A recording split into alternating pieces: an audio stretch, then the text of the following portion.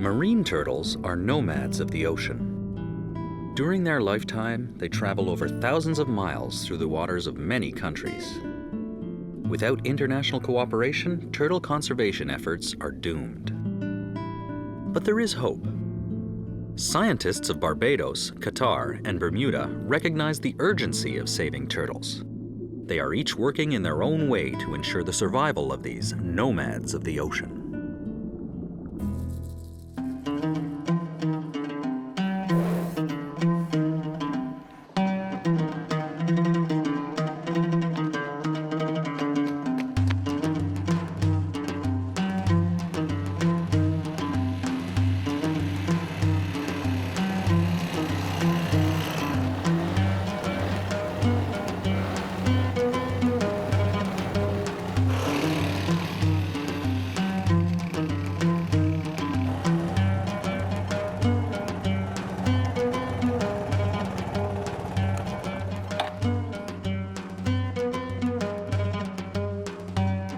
السلام عليكم.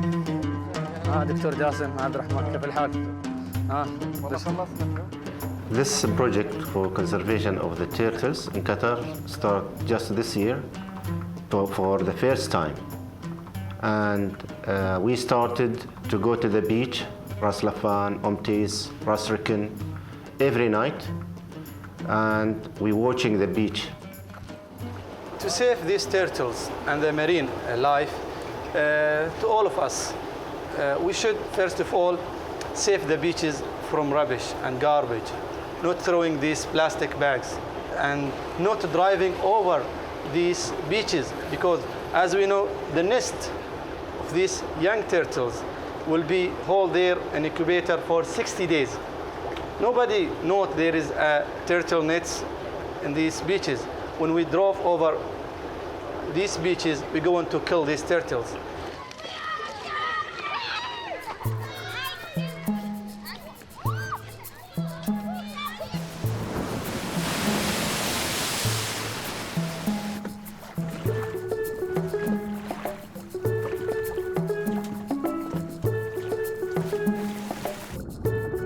We actually go out with divers that are doing recreational dives. So at 9:30 every Tuesday, Thursday and Saturday, we head out with their operation and go to some dive sites on the west coast of Barbados. So when we go down, the staff members from the project are the only ones who are actually catching the turtles. The other divers are along to see what we are doing. But once we catch the turtles, they're brought up onto the boat and we start collecting our information. Once the divers finish their dive, they come aboard. A very important aspect of what we do is talk to them about the biology of the turtles, the conservation issues, and answer all the questions that they might have.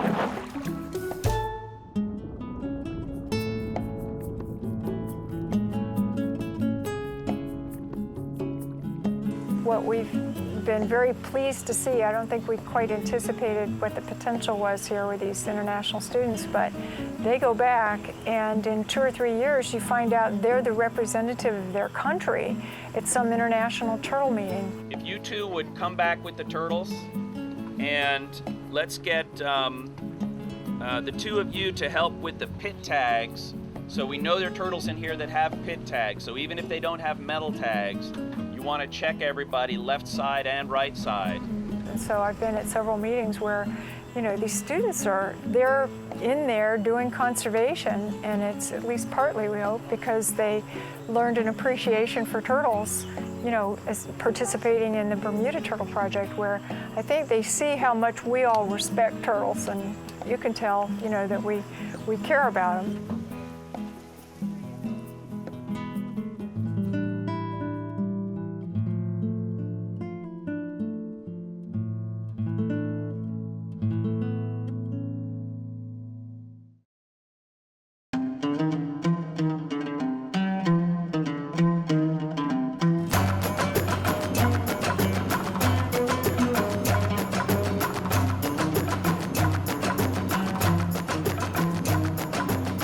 Qatar, Doctors Mohsen Al-Ansi and Jassim Al-Hayat are making heroic efforts to save the marine turtle population. Under the mentorship of Dr. Harold Hirth from the University of Utah, these scientists are ensuring a future for hawksbill turtles in Qatar. As we know, there is 7 species of these turtles around the world.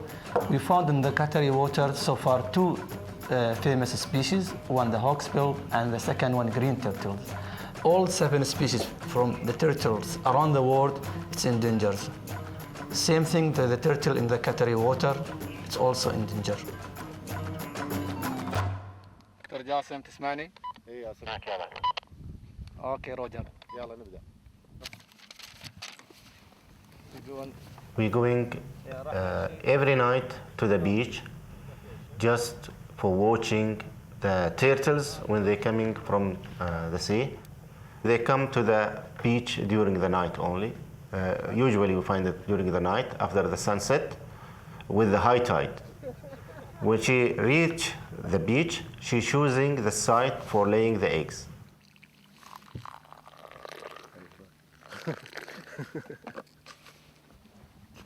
اول عود بعدين الصغير Stored.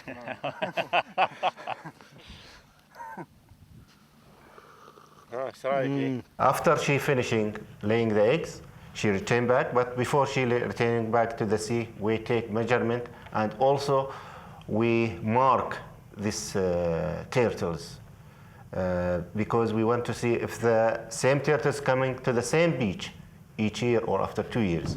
Yeah, the position for this nest, it's 25 degree.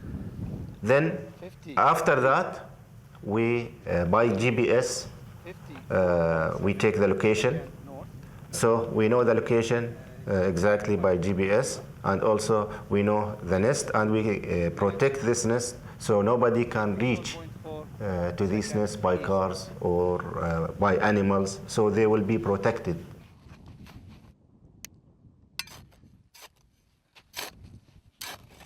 Also, we make around the nest fence to protect these eggs, and there is a flag also, meaning that there is a nest, so it is safe. After 50 days, we coming to the same place because we have the location, we know exactly where is the nest, and we see if there is any hatching. So also we going every night because it is in 2 nights. Each nest need 2 nights to watch. Yeah, the biggest threat facing these turtles in the Qatari's water or the Qatari's beach, first of all, the car coming over this nest. The second threat, the people collecting these eggs. And really they collect it not for business, just as a habit. But the main threat really is the rubbish and the garbage reaching to this beach between this wooden stuff and the plastics and papers. The support of industry is critical. RasGas is one of Qatar's largest petroleum companies. They donate their beachfront property for turtle research. This is hawksbill turtles. It is a young. We brought them from after hatching from Ras Laffan area because we thought, as we understood, that from 100 hatching, maybe 1 will be survived. The beach study in Qatar includes nurturing newly hatched turtles in tanks at the Marine Museum. After 12 months, these turtles will be returned to the sea where they will stand a greater chance of survival and hopefully contribute to the longevity of the turtle population in Qatar.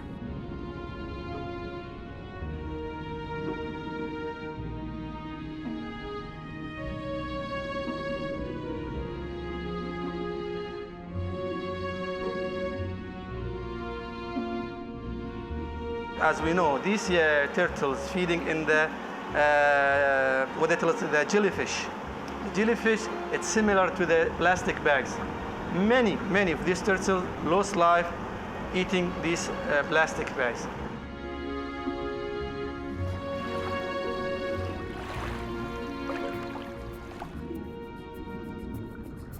The hawksbill is an interesting animal because They're such a long-lived species that's been around for such a long time, and they're in a lot of trouble these days. And there's still many aspects of their life cycle that aren't known yet. So there's a lot of work to be done here. Barbados has a lot of hawksbill turtles in the foraging population, and a significant number in the Eastern Caribbean in terms of the nesting population. One of the biggest problems with the nesting aspect on the west and south coast of Barbados is the level of development.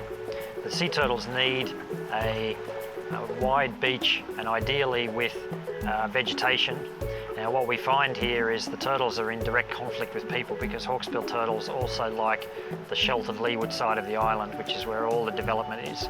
So what we see is seawalls and buildings and hotels built closer to the waterline than they should be, which doesn't allow the turtles enough space to lay their eggs.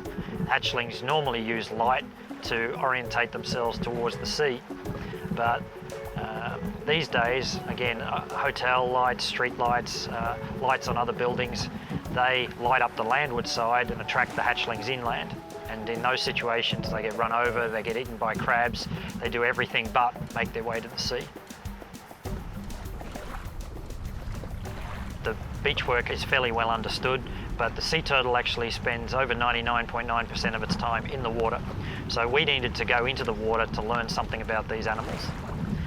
The foraging study that takes place 3 times a week is operated through a commercial dive operator, Willie Hewitt with High Tide Water Sports. So we actually go out with divers that are doing recreational dives. So what we do as part of this program is we dive the west coast reefs of Barbados about 3 times a week. Jen and myself are the main divers involved. That program has been underway for about 3.5 years now. During that time, we've caught now 377 different individual turtles. The vast majority of those are hawksbill turtles. Hawksbill turtles feed on the sponges that are found on the reef systems on the west coast and south coast of Barbados. So they actually live on the reef. Yeah, did you see that other one? It had our tags on it already? Yeah, I did. Did you get a number? I couldn't see it. I was facing the wrong way. Alright, maybe next time. The work in the water is much more difficult because the animals are much less accessible to us. So we have to make a special effort going out and scuba diving for them.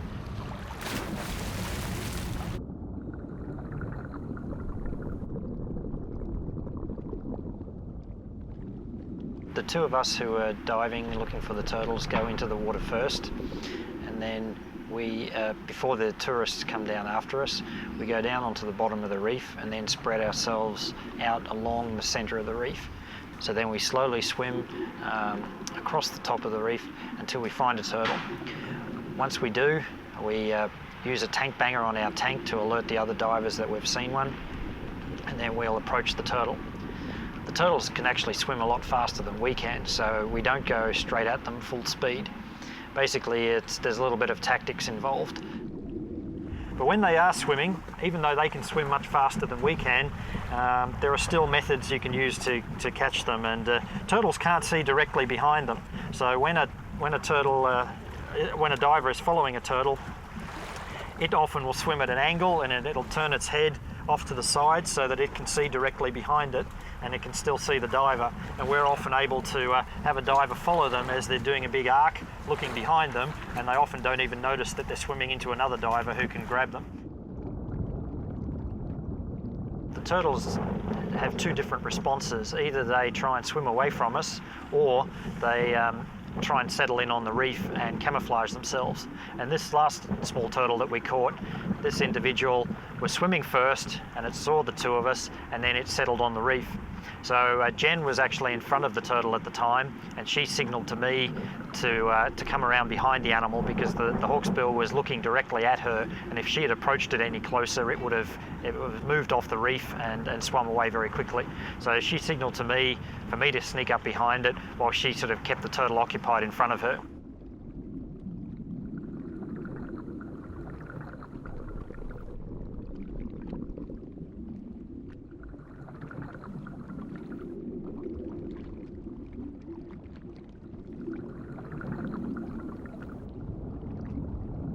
Once we grab them, we actually pull them into our chest.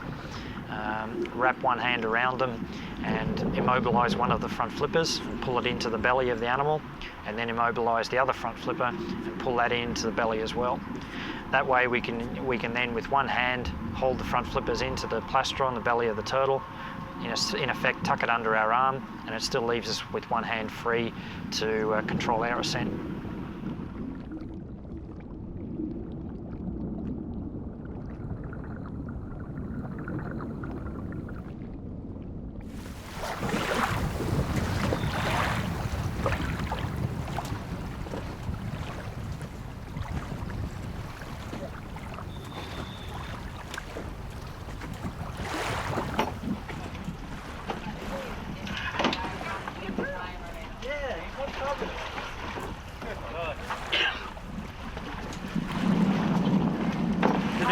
Didn't see them catch the turtle, no, but we saw the turtle swimming around. We saw the turtle in his freedom. We saw him in his glory down there before capture. Beautiful, very beautiful. I never thought I'd see such a thing.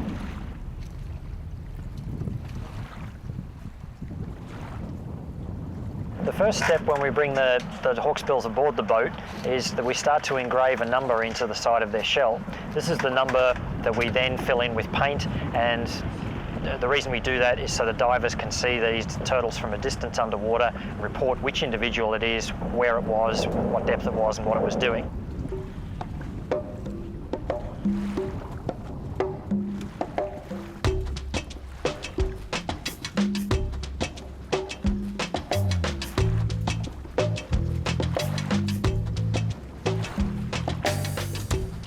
So far, one of the things we've discovered is that most of the animals living on the west coast of Barbados are basically teenagers in turtle terms. They're animals perhaps ranging from 4, maybe up to 20 years of age.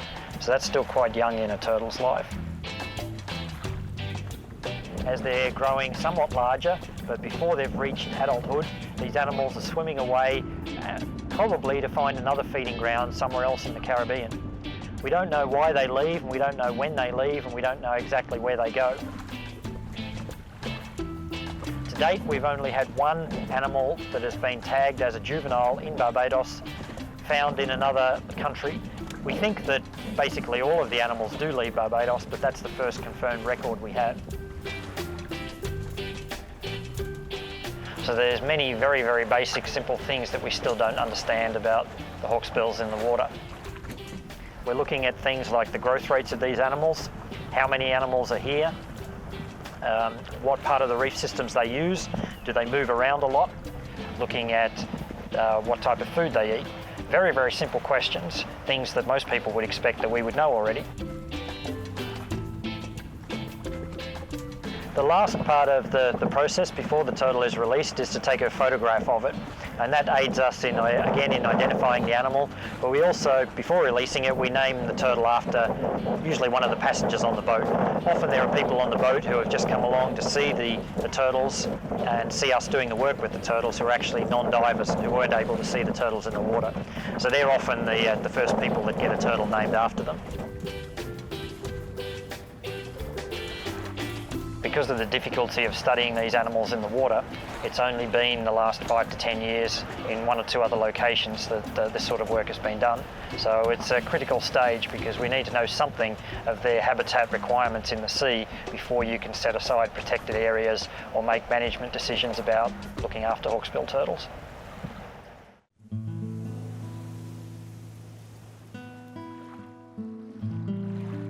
Every summer, young scientists and volunteers make up the international team of turtle researchers in the Bermuda Turtle Project.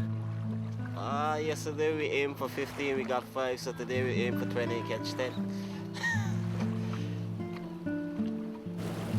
We do a turtle course every year, and it started out being mostly Bermudians, and with more and more interest in the project and more people finding out about the project, we then started to bring on board more students from the Caribbean.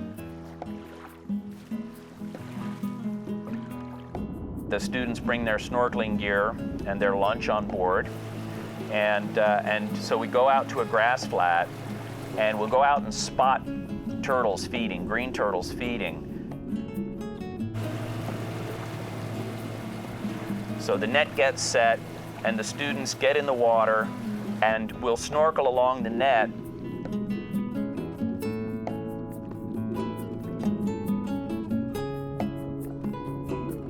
The net is what we call an entrapment net because we will run it in a circle around where these turtles are feeding.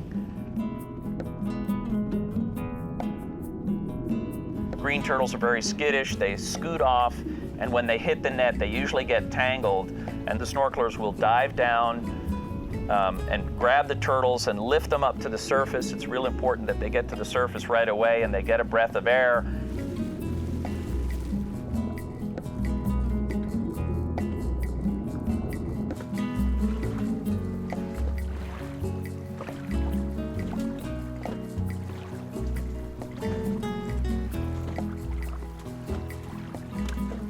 The crew in the catch boat will come to each pair of divers whenever they catch a turtle, lift the turtle up into the catch boat, get it out of the net, and then they'll go on to the next turtle.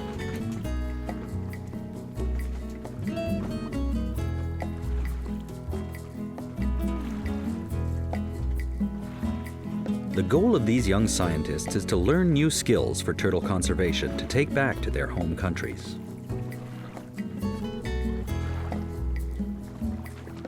I'm from the Cayman Islands and I've been the coordinator for the Cayman Islands Turtle Project for the last 3 years.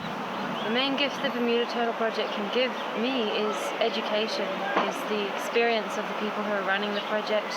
They have all the tools and resources that they need. They're able to answer every question. They've been doing this for years. They really know what they're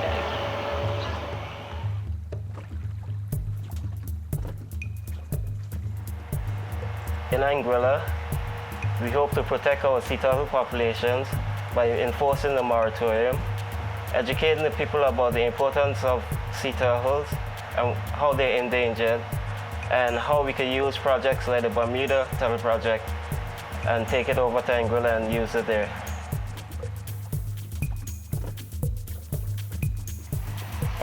Bueno, vine para Bermuda a estudiar las tortugas verdes en las áreas de alimentación. Y aquí en Bermuda porque se ha encontrado una población de tortugas inmaduras que comen fanerógamas marinas.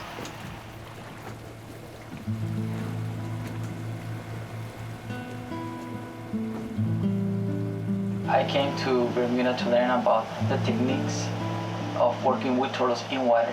In Costa Rica there's been a lot of work on beach, but haven't been much work in water. So our organization, we want to start working on that. Are we ready? Pretty cool. Yeah, it's beautiful. You feel his plastron going in and out when he breathes? Weird. Yeah. What do you call that? Well, the bottom is the plastron and the back is the carapace. All right, are we ready? How do I do with this? Yep. Put him in a bed. Which way around do they go? Head towards the curve. All right. Yeah, the little ones don't fit in very well. The ones with tags we want on this side? JP? Yeah, that's fine. Can we move that maybe up in front of it? Get somebody, James, come and take this turtle. With Cat, each of you take one side. Don't let him bite you. Hold him close. Tagged. Tag. Make sure you're really holding it. As soon as Simple action. Yeah. I need one more. I need a couple more beds here.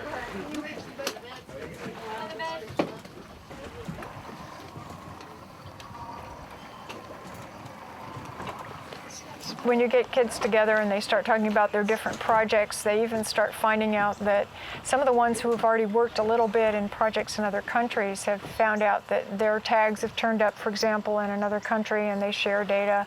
In our project this year, we were announcing about this huge green turtle we had seen in Panama, and somebody in the course knew who was putting on tags that had the same description. So we learned from them, plus, you know, we try to link them together.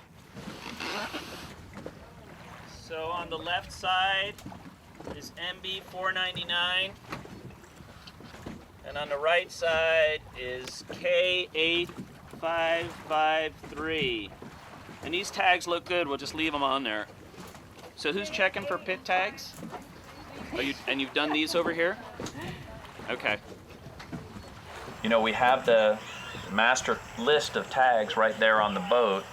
So you get a tag, and it doesn't take long before you figure out which ones are the old tags, right? And then you look, and you know, the other day we were out there and we had turtles that had been tagged on that grass bed 8 years previously.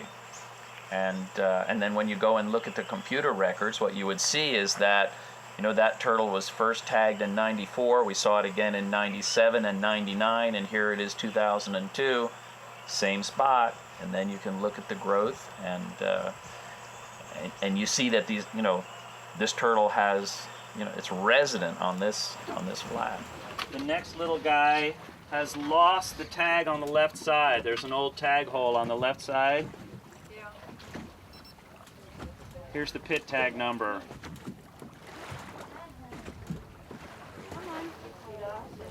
That's good. You can see that's the reward message, that fine writing on there. Sometimes turtles turn up together who were tagged at another site many, many years before. So sometimes they'll be tagged on a nesting beach side by side. Maybe you tagged both of those. And then 10 years later, a fisherman in Nicaragua catches those two turtles in the same net the same day and writes you this lovely long letter about, you know, today I found such and such in Spanish. And you don't know anything when you just see the numbers until you notice they're consecutive, and then you go back and you look in your field log and you tag those two turtles and they were side by side and, you know, on a nesting beach somewhere.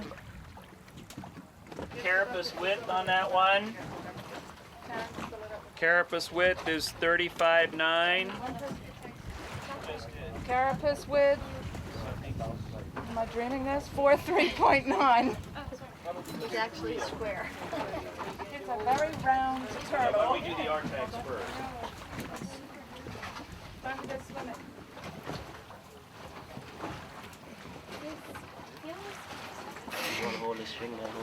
Okay. Anne and Peter Mayland are a husband and wife team and have been studying green turtles for over 25 years. Their students share their passion and work with them to perfect their skills. The Bermuda Turtle Project gives them tools to enhance their own turtle conservation projects.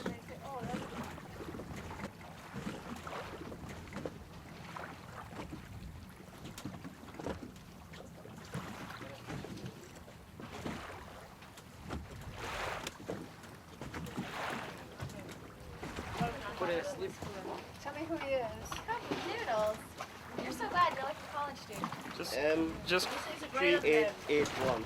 Just call it 12.6, 12.5. M3881 on the left. It's a new turtle.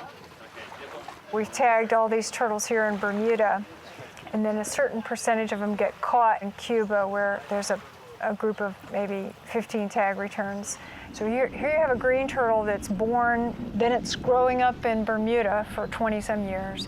Then one day, after living right on one little grass bed for 20 years, where we find that same turtle over and over again every summer, the same turtle, picks up and goes to Nicaragua one day. And so we started to accumulate the data of all these tag returns at one little spot in Cuba and then all these ones down in Nicaragua. And it so happens that very few maps have the extent that include both Bermuda and Nicaragua. So we were always sort of saying, well, that's that same town over and over again in Cuba. Wonder what's so special about that place.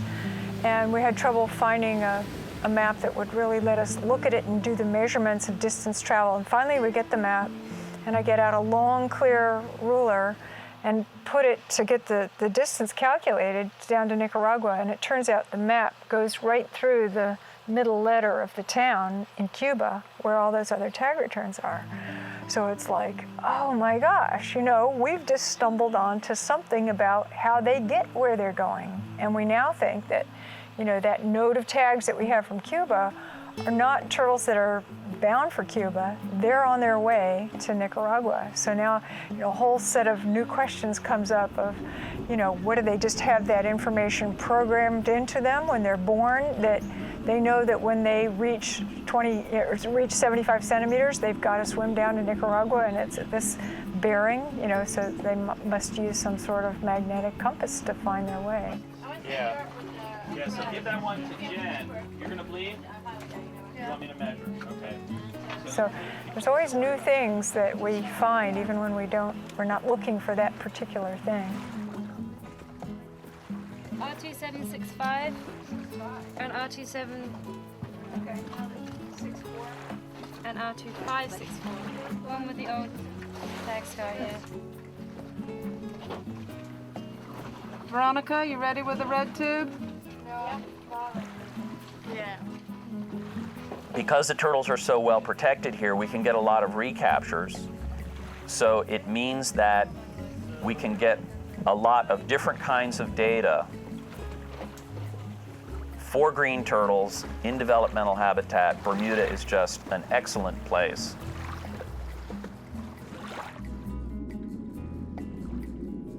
There's a lot of hands-on experience that the students get when they come and do the turtle course, and so they learn a lot about the different parts of the life history of sea turtles.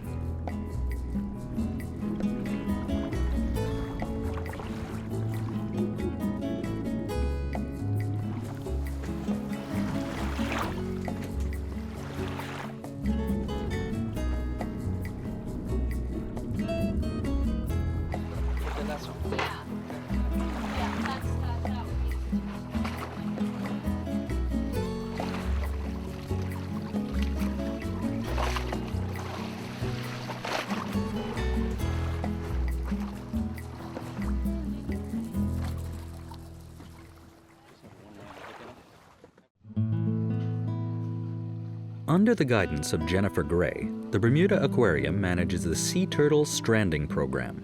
When a dead or injured turtle is found in Bermuda's waters, it is brought to the aquarium for research. This turtle is a living example of the dangers faced by green turtles.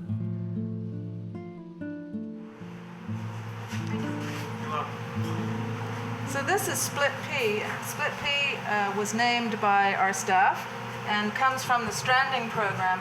It was found out in a place called Paradise Lakes in the Great Sound, Hamilton Harbor, and obviously, very obviously, hit by a boat. It was very fresh wound when it was found. It was bleeding, and his lung was torn and bubbling out through the crack. Usually in cases like this, the propeller wound will get part of the spinal cord and kill the animal pretty quickly. But this one's a real survivor. The spinal cord was in good condition, and he's now been with us for 10 weeks. It's very important that we keep the wound clean and that we get out as much broken material as we can. That's what I mean when I say debride it. All the bits of broken shell, bone, and rotting tissue have to be removed from this wound before it can heal properly. One of the amazing things about this turtle is when he was found, he actually had a tag. So he had been tagged by this project 2 years ago. You can see where the tag is now torn off. And 2 years ago, in the exact same spot where he was found.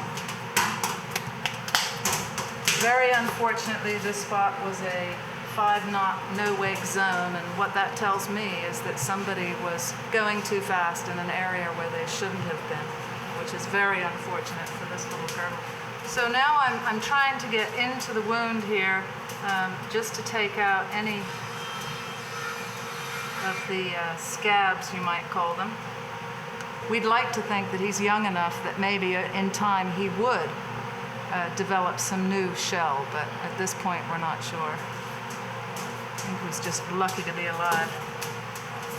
Okay, there's not too much to pull out today. So after pulling out the bits and pieces that need to be debrided, we're going to flush it with a betadine solution. Okay, it's all right. He really doesn't like this. He'd much rather be swimming around in his pool.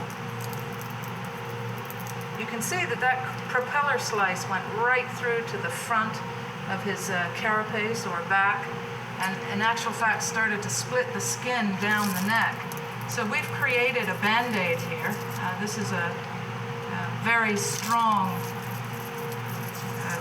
carbon fiber Band-Aid that was put onto the animal's back with super glue. And it's done a wonderful job of holding the shell in place throughout this process. When he first came in, every breath he took, one half of his body would heave separately from the other.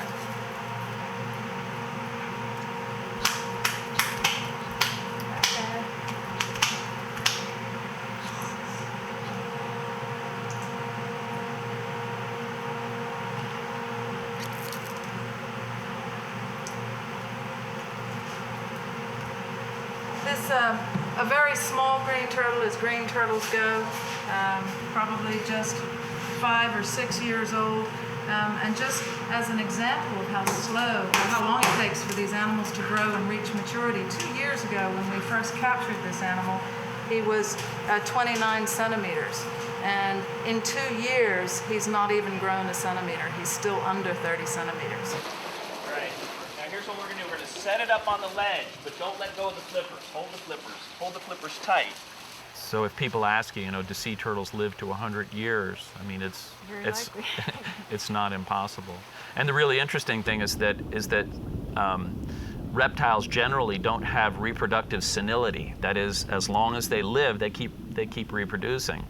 So these 60 and 70 and 80-year-old green turtles could continue to reproduce. Many of them just come in dead, and we never do find out actually what killed them. It depends on the state of decomposition. We have a number of them, more and more in the last few years, that are boat collisions like this, entanglement in discarded fishing gear, or ingestion of plastics. It's very sad to see those trends increasing. So these little pieces of plastic right here came out of this little loggerhead. There's a little piece. Here's another one. Here, this one you can really see little pieces of white plastic. So these probably were floating on the surface, and he would have eaten those, and those would have could easily have blocked up his digestive tract and then killed him. And this is my Sipadan solution, which is a antibiotic cream. And I'm just going to pack this wound so that all the raw edges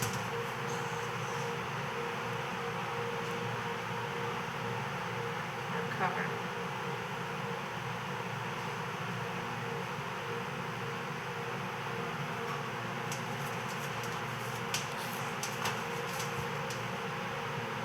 We've been having trouble keeping water completely out of this wound because of the hole at the top of his neck there. It's very difficult to get my strip to stick on that neck skin, especially when the turtle's lifting his head up to breathe or tipping it down to get food. But it's effective in keeping most of the water out and giving the wound a chance to heal and have the Sipadan act on it.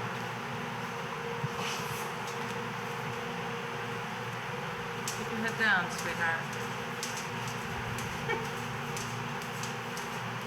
These strips are absolutely wonderful. I wish I'd known about them years ago. They're designed for burn patients. And they're very, very effective at protecting the animal, but they also breathe a bit, so they don't foul the skin and the shell underneath. And in terms of dealing with the internal organs, we really didn't do much except wait to see how they were going to heal. The exposed lung tissue was actually pinched together with a bit of super glue. It was actually a new lesson for me. And it's certainly been extremely useful in treating with this animal because it dries so quickly and holds so firmly.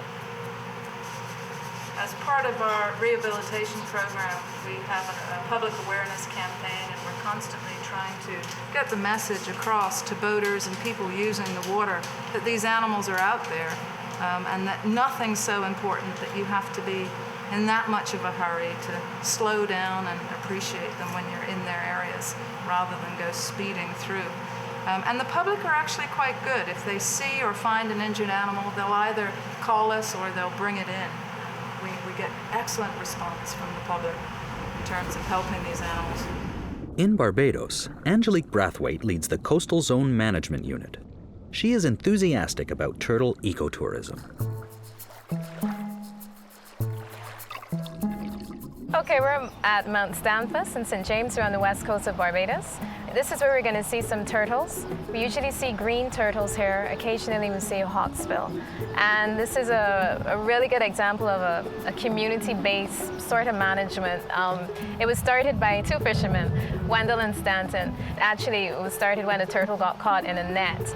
And the fishermen, instead of cooking and eating the turtle, they actually saved it, and they fed it, and their wives fed it, and gradually more and more turtles came until this is about the only area in Barbados where you're absolutely guaranteed to see wild turtles.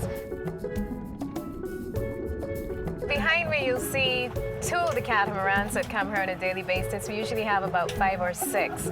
And for many of these tourists, this is going to be their only interaction with the marine environment, with the wild. And we keep telling them, you know, turtles are an endangered species, help us protect them. But most of them have never come into contact with a turtle. They've only seen pictures of it. So here, you know, they come into contact with the turtles, they play with them, they feed them, and they're more inclined to help us protect them, I think, after coming into this type of environment. You know, they're not going to go and buy turtle jewelry after feeding the turtles, I think.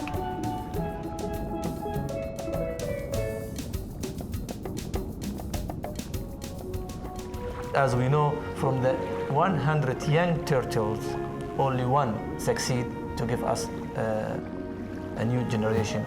So we must take care about this organism or these beautiful animals, which really is under threat, as we said earlier. To protect turtles in Qatar, we must take care about our environment, especially the garbage we throw to the sea or to the beaches or to anywhere. Hoping the people collaborate with us and with the government, with everyone in the country to protect this creature or the animal. Hoping so.